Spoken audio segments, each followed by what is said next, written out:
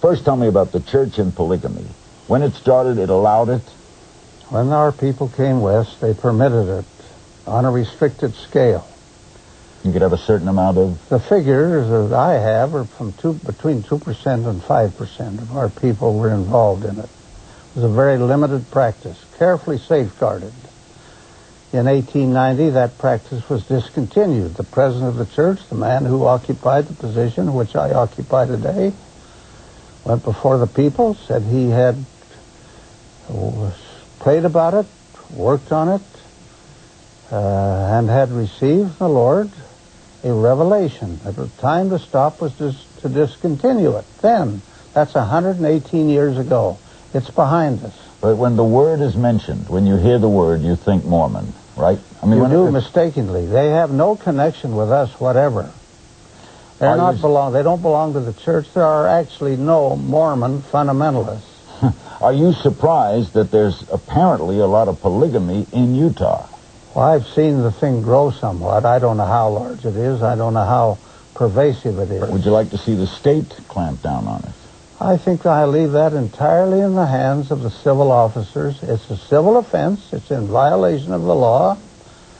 We have nothing to do with it. We're totally distanced from it. And if the state chooses to move on it, that's a responsibility of civil officers. But President Hinckley, when the press pays attention to it, it does affect you, certainly, in a public relations sense. It does, because people mistakenly assume that this church has something to do with it. It has nothing whatever to do with it. It has had nothing to do with it for a very long time. It's outside the realm of our responsibility. These people are not members. Any man or woman who becomes involved in it is excommunicated from the church.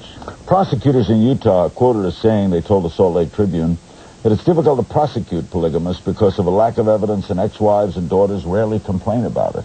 Well, Do you see that as a problem? It's secretive. There's a certain element of secretiveness about it.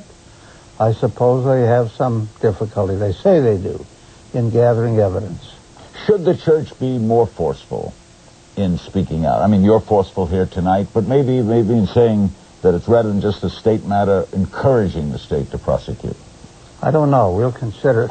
I'm giving you an idea. Yeah, Would you look better if you were... I don't know that we would or not. As far as I'm concerned, I have nothing to do with it.